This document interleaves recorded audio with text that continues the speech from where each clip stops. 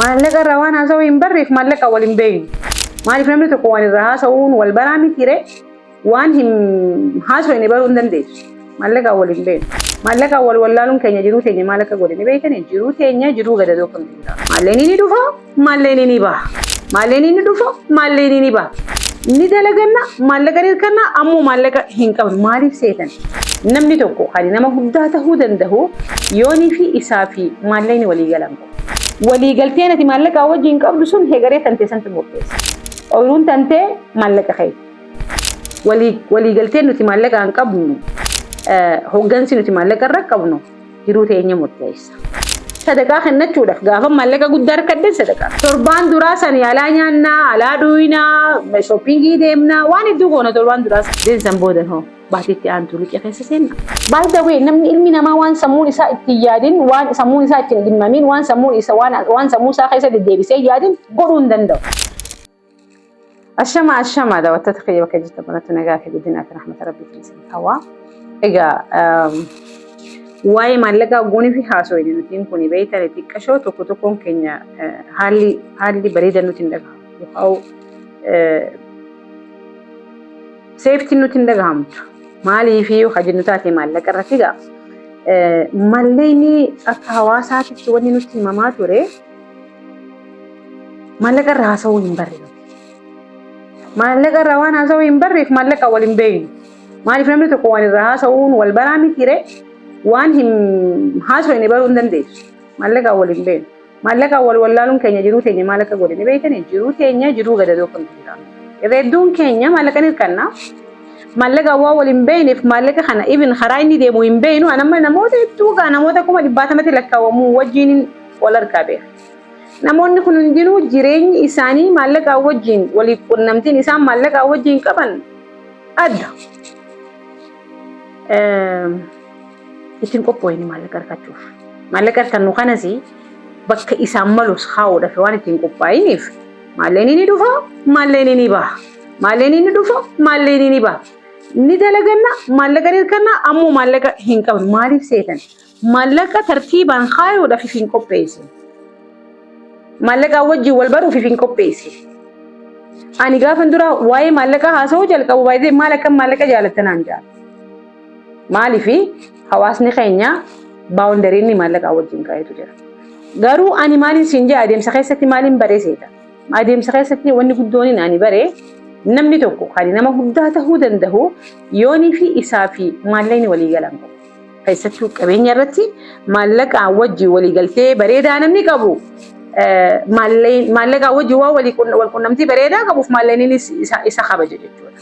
So maallaqa kabajuu jechuudha. Maalleen jiruu teenya nu bareechaa beeka. Maalleen inni uumamni isaa akka nuti isa gabbarruuf miti yookaan maallaqa inni harkadhaan hin baasee hedduun keessan hagam keessaniitu ni harkattan maallaqa akka biyyatti hirkattanii ammoo maalleen sun hin jira jechuudha. Maaliif seetan? Ooyiruu akka ooyiruutti ilaalle maallaqa keessan. Ooyiruu keessan ooyiruu teessan kanarraa waan argattan midhaan argattan harruma nyaattan ol hin kaayyanne. Bara hegareetiif hin kaayyanne, zamana roobaatiif hin kaayyanne, zamana bonaatiif hin kaayyanne. Maalleen isaa akkasuma har'aan tana ijoollee taateeti maallaqa harkachuutti jirta gaafa si dhukkubeef hin kaayyanne. Guyyaa hamaaf hin kaayyanne. Soogaa akka nama maallaqa irratti xiyyeeffatu yookaan maallaqa akkamitti maaneej goona akkamitti maallaqa nu galu kana yookaan galii harkannu kana akkamitti maaneej goona. Feetu naggaadee ta'e. Feetu guyyaan harkadhu, feetu baatitti harkadhu, feetu torbaanitti harkadhu, feetu akka feetetti maallaqa harkadhu. Walii galteen ati maallaqa wajjin qabdu sun hegaree tantee santi murteessa. Ooyiruun tantee maallaqa kee. So maallaqa harkattu kan amma guyyaa dura miindaan bu'e yookaan guyyaa dura tirfii hirkanne guyyaa dura maallaqa harkanne jennee yaannu. Dividendii isaa ta'u baatii sadiittis maallaqa warreen dividendii argataniitu jira. Even amatattis warreen dividendii argataniitu. Gaafuma feetee yoo maallaqa harkadhu. Gaafa maallaqa harkattee reakshinii ati gootu yookaan akkaataan ati maallaqa sanatti hoggantu. Hoggansa maallaqaa sanarratti yoonii fi beekumsaan maallaqa kan kee hogganne obboleettiitii har'a ijoollee gaafa guddatte maallaqa irraa hogganiin akka maalleen ibseetuma lafarraa si biqilu hawsan irraa gasiibuufi. Maallaqa jechuun akkuma ijoollummaa tantee yoonii fi beekumsa irra dareedee ijoollummaa tanteetirraa warri keessan nama seereesii ta'ee ijoollummaa tantee qaraatise. Ati gaafa mata 18 geesse kutaa 12 fixee yuunivarsiitii seente. غافة ما تديني تكا يو ودتي مو ديتني لما تينفرسيتي رايدها يوم وري خيسن سيما تاخد تقوفا كل لما فاكو تاكو سيناكي اكو مسألة ولي قلتين نتي مالك عن قبنو هوغانسي نتي مالك الرقبنو جرو تيني مرتيسا سانيفو أكا الدنيا تتي مالك خيشو خيني خيسة سيو فكيني فلمني تكو مين دنسا كما قولني أجنو مالك قد غافا نرقدن مالك هي هوغنا غافا نمني غافا مالك تكار كتي مالك ساهل هوغنين غافا مالك قد دار كتي مالك هوغر كوني حال مجر yeroo takka by the way maal seena seetan nuti akka hawaasaatitti maallaqa seef godhuudhaaf yookaan maallaqa walirra kaayyachuudhaaf yoo waa hummoo if jala maallaqa tokkochi kaayuudhaaf maallaqa guddaa gaafa harkadden maallaqa ol kaayyadha. Sadaqaa kennachuudhaaf gaafa maallaqa guddaa harkadden sadaqaa kenna. Gaafa akkas ta'e akkana godha. Wali jechuun bal'amni nuti fi wajjin qabnu dheeraadha. Ammoo waa siimu mana ganna dhufuuf barana jaarrata. So akkuma walii galatti faayinaansii nuti argattu karaa inni deemu beekuu qabdu. Faayinaansii nuti argannu kun yookaan maallaqni nuti argannu kun haram deema. Mee bifuma laafaadhaan laallu tokko beezik niidii hajennuun itti deema. Niidii jennu kun beezik niidii nuti jennu maal jechuudha?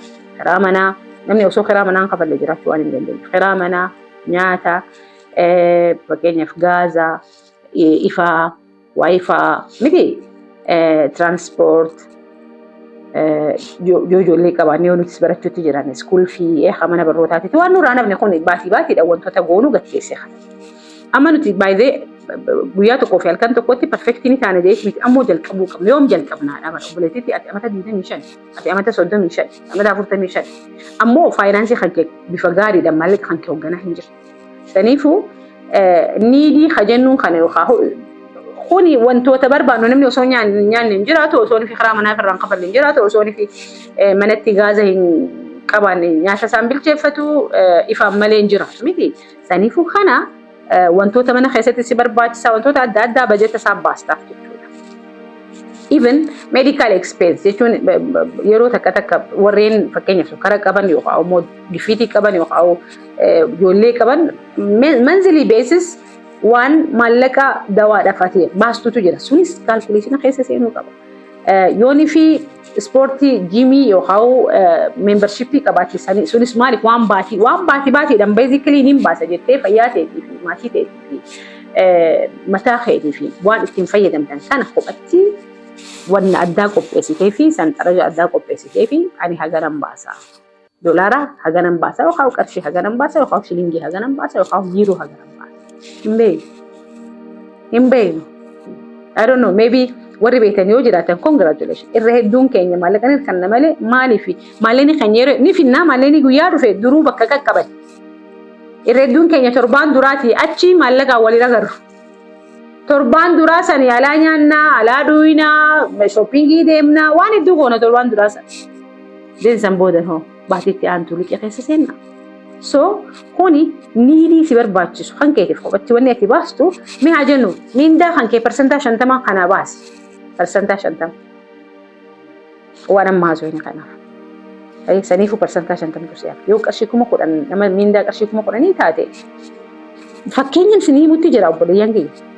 If you maallaqa guddaa argachuu miti akka ati financially literate taatu yookaan financially beekumsa akka ati beekumsa maallaqa akka ati qabaattu ati university finance irraa eebbifamuu hin qabdu. Finance irraa eebbifamuu hin qabdu ati accountant ta'uun sirraa hin eeggamu yookaan economist ta'uun sirraa hin eeggamu.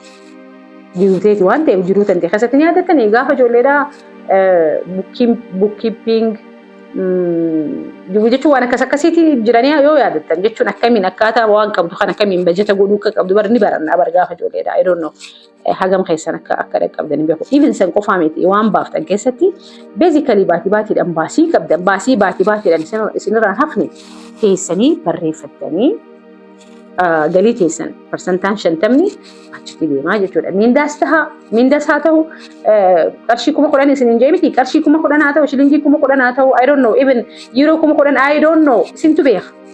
Ammoo taate karoorfadha kuni basically waan baatiidhaan baasu. Hayyee Khabiraa investmentii qabaachuu qabda. Obboleettiitii obboleessa kiyya umrii teenya nuti dalagannee umrii teenya laffaanee umrii teenya caccabnee dalagaa hin jiran nuti jechuun umriin teenyas ni deemti yeroodha siizina qabna waan siizina investimentii jechuun namni tokko umriin isaa gaafa umriin isaa nama 25 irraa jalqabee namni investii maallaqa haga tokko ofirraa achi kaa'uu bare. Investmentii golfin isin joo waan adda addaa dividendii keessa kaa'uutu mala jechuun boondii adda addaa bitachuutu mala. Yookaan immoo I don't know real estate irratti investii godhuun mala yookaan jechuun haruma adda addaatiin investii gootanii maallaqa haga tokko investmentiin sun maal ta'uu danda'a? Maali? Fakkeenyaaf namoonni tokko dhahaba irratti maali? Wanna dhahaba kana jechuun giraama 2, giraama 3, giraama 4 jira miti sabiikaan san bitachuudha. Investmentiidha tunis. Kabiraa real estate irratti biiznesoota gurguddatan kan isin keessa seenuun isin irraan barbaachisu. Osoo fi isin keessa hin seenne fakkeenyaaf baankiileenis yeroo adda addaa sheerii gurgurtii dhaabbootiilee adda addaa dhaabbootiilee dhuunfaadhaa kan amanamu kan sheerii gurguruutu jira. Real estate sheerii gurgurtuutu jira. Jechuun warreen biyya ormaa jiraattan waan adda addaa warri akka Apple warri akka Microsoft kunis ni gurgura. So musahamaa godhuu qabdan achi keessatti persentaadhaan bitattanii every month achirratti investii yoo hagootan taate akkuma nama investoroonnis nama irraa argitan kun investara ta'anii dhalatan seetanii gaafa dura jalqaban akkuma hanqeetitti waa'ee maallaqaa hin beekan waa'ee maallaqaa irratti dubbisuu jalqabanii waa'ee maallaqaa irratti qorannoo gaggeessuu jalqabanii waa'ee maallaqaa warreen beekumsa qaburraa beekumsaa fi muuxannoo fudhachuu jalqabaniiti bifa saniin maallaqa isaanii seef godhatan jechuudha. Maalleen isaanii guddata. Maallaqa seef godhuu miti. Maallaqa baankii keessa kaa'u miti. Baay'ee kuni maallaqa guddisu. Investimentii jennee miti. Yoo investimentii ta'e adeemsa keessa guyyaa keessa yeroodhaan waan guddataa deemu jechuudha. Si amata 25 yoo jalqabde gaafa umriin tantee amata 65 meeqa akka ta'u ni ilaala waliin herreena. Saniif amma akkaawuntiin dura akkaawuntii beezik niidiitii yookaan menzilii waan barbaannu waan jiraachuudhaaf nu barbaachisu nyaata dhugaatii akkuma reefu jenne isaa. Halamada investmentii akkaawuntii investmentii qabaachuu qabdaa jechuudha. Sadaffaa emergency and safety. Ilma namaatiin nuti wantoonni adda addaa jiruu teenya keessatti waan adda addaatu nu mudata. Emergency namni kun yogguun fi manaa bahu makiinaa namaatu na dhaajeen bahu yookaan yogguun fi manaa baatu rakkina adda addaatu narra gahaa jettee yookaan hin dhukkubsadda jettee hin karoorfattu. Miti wantoota adda addaa emergency waan hatattamaa kan mudatutu jira. Maatii teenya irratti haa ta'u, nurratti haa ta'u, ilmaan keenya irratti haa ta'u, even warra nu horii irrattis haa ta'u. So baasii osoo ati karoora keessaa hin qabne alaasitti dhuftuufis karoorfachuu qabda. Maaliif ilma namaatiin namaa baasii adda addaatu saaxilamuun isaa waan hafa hin qabneef baasiilee akkasitti fi qopheessuu qabna. Kuni baasii sadaffaa jechuudha. Baasiin duraa baasii need and responsibility, baasiin lammaffaadha investmentiidha jennee miti. Baasiin sadaffaadha emergency and safety fund. Kana jechuun maal jechuudha fakkeenyaaf biizinasa yoo kadaleedu taate yeroo takka low season jechuun akka ati eedetti biizinasni kan keessi deemuu dhabuu mala. Akka ati niin harkadha jettetti harkachuu dhabuu mala. Fakkeenyaaf biizinasni seelis irratti warri daleedan yeroo hundaa'u fakkeenyaaf karoora kan qeeyyoon fi har'a 15,000 yookaan 20,000 yookaan 30,000 yookaan 50,000 ta'ee yookaan 100,000 ta'ee akka ati expect goote sanarratti deemuu dhabuu mala because of different reasons, external reasons, internal reasons. Jechuun sababoota addaatiifuu sababa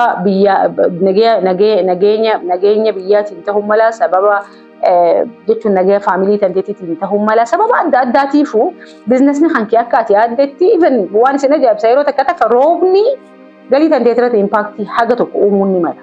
Yoo waa immoo sizinaa jiraati waan hundaafuu miti waqtiitti waa oomishtuu jira waqtii amma qotee bulaan waqtii beela'uu jira. Waqtii beelaa san gaafa nagaa qophaa'uu qaba. Waqtii beelaa san waan ilmaan isaan nyaachisu. Yeroo gannaamma beela. Maaliif yeroo san ni facaafatan malee naammatan. Yeroo facaafatu san keessatti ati xaafiin kiyyan geenye, garbuun kiyyan geenye, qamadiin kiyyan geenye, boqqolloon kiyyan geenye jechuun yoo jechaa oolte boqqolloo ati hin geessisu ture siizina isaatii miti waqtii isaatii miti. Saniifuu low siiziniidhaaf yeroo xiqqashoo waa si harkatti si harkaa gatan ta'e yeroo dalagaan si harkaa gatan ta'e yeroo ni fi rakkinni tokko sitti uumameef maallaqa xiqqaa tokko gaafa nagaachi kaayyatu waan dhaabbatanii kaayyatan gatta'anii fudhatanii jettee warra ta'e. Saniifuu emergency fundiin tokko sanii khabiraa akkuma isin jedhe family emergency ta'uu mala some business issue yookaan yaada tokkollee hin qabne waan hariifa tokko waan gaarii tokko harkata. yeroo san keessatti hatattamaan waan hatattamaatiif yookaan gocha hatattamaatiif galiin atichi kaayetti maaltu jira amma dubbii maallaqa guddaa kana warra maallaqa guddaa qabuuf haasoo kana warra no baay'ee warri maallaqa qabu akkati cinqamuun isaanirraan barbaachisu taa'u inumaa warri disipiliinii ta'uu qabu nuyi warra maallaqa hin qaban maallaqa sana akkasitti maaneej godhuu miiraan alatti miirri kan kee baasii yoo sin jee no hin baasu miira kan kee kan yoo sin jee no hin kanu kana bakka kana wala maalini kan kee gaafa san bakka inni deemu beektaa jechuudha. Khabiraa personal and business growth. Ati guddachuu qabda keessattuu nama boru biizinasa guddaan jaaraa impaayera guddaan jaaraa bakka guddoon gahuu qaba jettee yaadutti arrara dhaabbattee waan kitaaban bitattu yookaan waan koorsiilee adda addaatiin itti fudhattu yeroo AI'ti waa'ee AI'ti barattu yeroo digital marketingiiti waa'ee digital marketingiiti barattu maallaqa qopheeffachuu qabda maaliif bilaashitti namni yeroo ammaa kana keessatti tajaajila namaa kan hin jiru bilaash hin jiru jaawwarri keenya saniifuu kitaaban bitachuudhaaf koorsiilee adda addaa fudhachuudhaaf biyyoota adda addaa deemtee tireeningii adda addaa fudhachuudhaaf konfiraansii adda addaa onlaayinii kafaltee seenuudhaaf koochiingiidhaaf yookaan immoo leenjisaadhaaf barsiisaa keetiif koochii nama si godhuuf nama si gorsaa keetiif maallaqa kafaltuutu jira. Ivantiilee adda addaa qopheessite bakka guddachuudhaaf waan barbaadu. Saniifuu biizinasni kan kee kuni maallaqa si fiduutti jiraate taanaan boru biizinasa kan kee kan kunuunsuudhaaf biizinasni kun akka guddatu godhuudhaaf ati guddachuu qabda. Ati guddachuudhaaf bajeta qabaachuu qabda. Bajeta yoo hin qabaanne ati kamitti guddatta.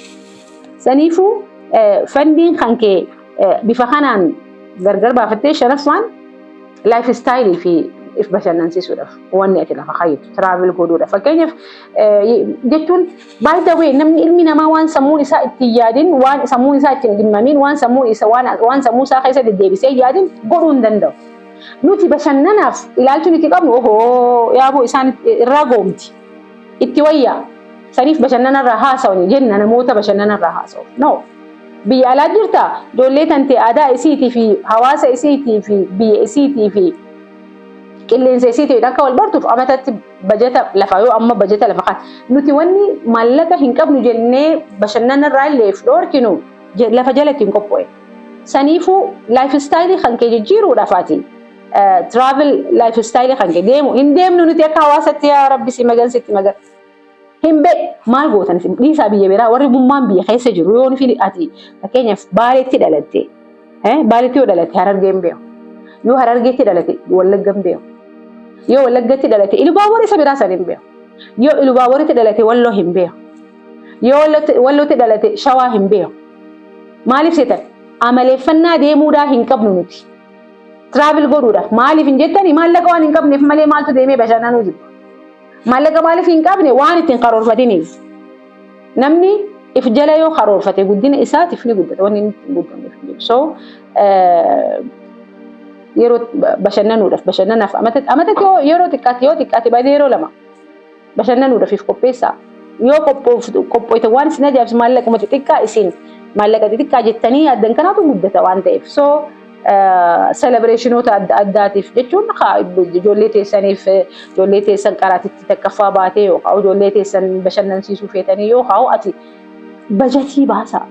Saniifuu galiin tiyya bakka shanan kanatti gargar qoodamti jechuudha. Bakka shanan haasofne kanatti yoo gargar qoodnu taate parsantaa siif mijaa'uun qooduu dandeessa. Baay'ee amma fakkeenyaaf kitaabni hedduun leenjistoonni hedduun parsantaadhaan kaayan parsantaa 50 parsantaa 10 parsantaa 20 parsantaa 5 jedhanii kaayan akkasii mijatutti flexible gootee parsantaa kana godhi san godhi isin hin jiru maaliif parsantaadhaan kaayan isin jee maybe siif mijaa'u ta'a akkuma reefu isin hin jee garuu wantoonni isin daily guyyaadhaan itti fayyadamuu dandeessan yookaan fayyadamaa ta'uu keessan murteessaa yoo parsantaa 50 irraa fuutaniif parsantaa 50 hafee yoonii fi fakkeenyaaf investimentiidhaaf parsantaa 15 keesse parsantaa 65 miti and then deebinee maali emergency fundiidhaaf parsantaa 10 yoo keenye 75 and then personal growthiidhaaf yoonii fi parsantaa 10 keenye meeqa 85 then parsantaa 15 yoonii fi jiru lifestyle keenya akkuma reefu tana waliin jenna waan isin ajaa'ibsa nama fakkeenyaaf nama 10,000 horiin haadalee nu geessaa 10,000 damoosni keessan yookaan galiin teessan yookaan tirfiin teessan baatitti argattan 10,000 jennee yoo laalle fakkeenyaa beekatu. Kuma kudhan jechuun yeroo kuma kudhan ta'uu mala, USD kuma kudhan ta'uu mala, shilingii kuma kudhan ta'uu akkamitti miinsi galii tanteetii ol jiraachuu osoo hin ta'in galii tanteetii wal qixa jiraachuu. Yookaan galii tantee even parsantaa 50 investii godhuun qaba jettee yoo kadeessitaatti fakkeenyaaf fudhan nama fakkeenyaaf investimentii mee parsantuma 10 waa jennu investii nuti goonu kuma 10 irraa kuma 5 irraa miti already kuma 10 wannaaf baasa kuma 5 miti kuma 5 irraa parsantaa 10 yoo fudhannu taate maallaqa guddaan baatitti meeqa akka ta'u ni beektanii qarshii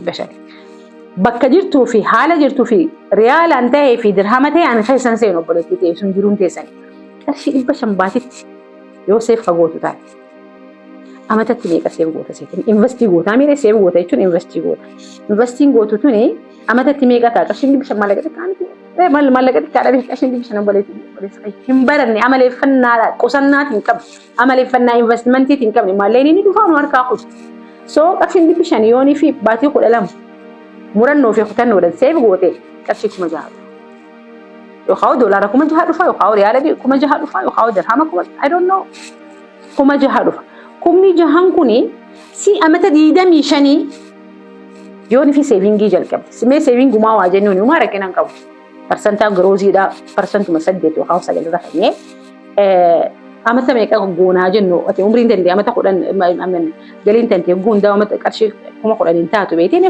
kuma kurnan kanaahu amata 25 maaluma si qusaddaa jechaa walti yoonii fi har'aan tana wanni irra ol dhaabbattee sii dandeessu humna qabu sii ceehuu danda'u sii reebu dhaqqabu waliin kaayyatiin amata 40 kan you imagine amata 40 yoonii fi qarshuma 500 qofa seef godhate danda'u mee kuma 240 dhufan jee miti amatatti parsantaa 8 haida'u inumaan ida'iniyu qarshummaan isin seef godhatan tunu kuma 240 dhufa obboleettii discussion division kuni the power of small action gocha xixiqqaa financial literacy akka hawaasaatitti nuuf hin kennamtu qaanyiidha maallaqa irraa haasa'u meeqan bittee faayoo jettaa isin maallaqa ni qabdii miti maaliif maallaqa namarra lakkooyti jenna maaliif hin lakkooyin yoonii fi namni tokko maallaqa si kennee deemee waa biti siin jee deebisaa si gaafate maaliif haadha namni kun bajetaan jiraata baay'ee faranjiin bajetaan jiraatti wannummaan isaan amatatti goonii fi isin arkitan biyya adda addaa deemanii daggala adda addaa keessa fi bosona adda addaa keessatti bashannanaaf deemaniif baay'ee maaliif isin fakkaata because already plaana qaban amata jaanuwaari irratti shilingii 500 yookaan qarshii 500 yookaan doolaara 500 yookaan riyaala 500 seef godhachuu jalqaban amata jalqaba irratti baay'ee feetu doolaara 3,000 harkadhu feetu doolaara 2,000 harkadhu feetu dirhama haga feetu harkadhu 500 suni yooni humaa 500 maalleen yooni fi baankii keessa ta'e humaa rakkinan qabu ati dura amaleeffannaa maallaqa kan keessee godhachuudha qabaadhu amaleeffannaa maallaqa kan kee qusachuudha wanni ati irra hin qusatin boru dhufee harka hin qabu so even achi keessa bontootaati dhaabbataan laaluu qabdu jechuun fakkeenyaaf waan akka sadaqaa achi keessa barreeffata beezikii keessa jira hin irraanfatin baay'ee miskiina irraanfachuun qabdu galii kan keetirraa waan guuta akka harkatte guuta akka nama darbitu osoo hin ta'in baatii sagantaa tanti qabaate yoo maatii qabaate maatii tanteetti maaleen ergitu keessa jira usneetuma guunii fi maaleen dhufee gatteenye osoonii fi ittiin karoorfanne osoonii fi A, B, C, Z jennee ittiin karoorfanne guunii fi waan takka argine waan bareedu takka argine deemnee binnee san boodan teenyee waywaachuu miiraanii miti maallaqa baay'ee qabaasuu qabu miiraan osoo hin ta'in beekumsaan maallaqa baasuu konsheesii taaniin maallaqa baasuu qabu waan isin ajaa'ibsa ammaan akkattiin karoorfadhee jiraadha jiruuti waan isin ajaa'ibsisa hogguunii fi maaleen fayyaduu fi osoonii fi ifiifin kafala duraan ifiifin kafala jechuun yoomiifin kafala investimentii dhiyyaafin kafala maaliif akka ta'e ni beekanii ifii kafalu jechuun gaafa sitti golgolaawe gaafa sitti halkanaawe gaafa dubbiin gaafa humna dhabde sini galee miti gaafa deemtee dalagattee maallaqa alaa galtuu dadhabde gaafa akka leencatti deemtee bookkistee maallaqa alaa fiduu dadhabde investimentii ati investii goote santu waan ati irraan tana ifirratti investii goote santu maallaqa xixiqqaa ati keessa santu harka si qaba Redduun keenya gaafa dubbiin xiqqoon takka dhuftee yookaan girgiriin shoorarkaan xiqqoon takka dhuftee baatii takka maallaqa waan maatii keenya itti jiraachisuu hin qabu. Baatii 2, baatii 3, baatii 4, baatii 5. Waan takka osoo rifi bituudhaaf hin kaane duratti obboleettii obboleessa kee iPhone 17 bituudhaaf osoo hin kaane duratti namni iPhone 17 karoora ijoollee xixiqqoo hundaa bareeroo ammaa kana keessatti. iPhone 17 maal si godhate? An eenyuun na ajaa'ibsiisanii beektanii osoo inni fi financial literacy hin qabaanne warra useetuma maallaqa harkatu kana bakka geessuun beenetu taa'ee haasawa. Ati 280 qarshii yoo argatte maaliif dalagaan hin jalqabdu iPhone hin bitatta? Maal si godha iPhone? Dirqama ati iPhone jechuun namaa wal qixxaachuun qaba. Namaa wal qixxaachuu jechuun gaafa ati rakkatte namaati waliin qixxaatte santu si hafala obboleettii. Jiruun dandeenye conscious ta'e deddeemi. Finfinnee irraa ka'iti Hawaasaa dhaqi. Hawaasa irraa deebiiti asiin deemiti Walloo dhaqi. Walloo irraa as deebiiti Diradawaa dhaqi. As deebiiti Harar dhaqi. Maallaqa hayyad mee yoonii fi fakkeenyaaf namni qarshii 500 jennee miti. Which means qarshii 500 kan investment irraa haasa'e. Qarshii 500 yoonii fi emergency fundiifis keessi qarshii 500. Maallaquma xixiqqaa maallaqni kun osoo hin tuqin yoo amata naannawe osoo irraa hin tuqin maaliif emergency fundii mataa isitti dandeessee maallaqa qabdi. Investmentii mataa isitti maallaqa qabdi. Akkasii miire barachuu fi if guddisuu fi if kunuunsuun qobatti maallaqa qabdi. Lifestyle kan kee jijjiiruudhaaf yookaan bashannanuudhaaf gabbaatee ijoollee tantee guurtee alatti I don't know $200 akkas baastee nyaachisuudhaaf already karooran deemta. Karooran malee yookaan deemtu taate halaaka kaasise. Yooni fi 500 akkuma jenne sanitti waan isin ajaa'ibsiisaa gaafan Ameerikaa dhaqeessanii Rabbiin khayriin isaan haa yaadatu obboleeyyan kiyyaa. Guyyaatti maallaqa isaan baasan osoo haasawatti jiru guyyaatti maallaqa isaan baasan. Maaliif namni tokko goonii fi nama bira dhaquu gaanii beeytanii miti akka hawaasaatitti duudhaa mataa keenya qabnaa wahii qabattee dheetaa bishaan qabattee dheetaa harkatti waa qabattee dheetaa. Guyyaatti ati laafaadha jettee wanni ati baastu sun waan isin ajaa'ibsiisaa maallaqa guddaadha. Qarshii 300 baasaa bara, qarshii 200 bara, qarshii 100 bara. Qarshiin 100 sun eessaa fidda? Qarshiin 100 sun laaftutti sitti hin dhufne bara. Laffaateetii bar maallaqa san kafalutti jiru. Qorqodduu ta'a isin jechaa hin jiru baay'ee qorqodaa ta'a isin jechaa osoo hin ta'in kan hin jiru sammuu teessanitti wanti isin himuu qabdan maallaqa kana hin baasu. Maallaqni kun investmentiif kaayan maallaqni kun emergency fundiif hin kaayan jechuun wanni hatattamaa yoo naqunnamte yoo fi adeemsi hatattamaa tokko na mudate fakkeenyaaf biyya takka irraa biyya takka adeemsi hatattamaa na mudate taaziyaan si mudate namni kan keessirraa dhukkubsate fandiisan irraa baasta malee waan ilmaan kan kee nyaatuu fi waan ilmaan kan keetiif mana barnootaatiif kafaltuu fi waan ilmaan kan kee akkamitti ilmaan kan keetiif afaanii fuuta.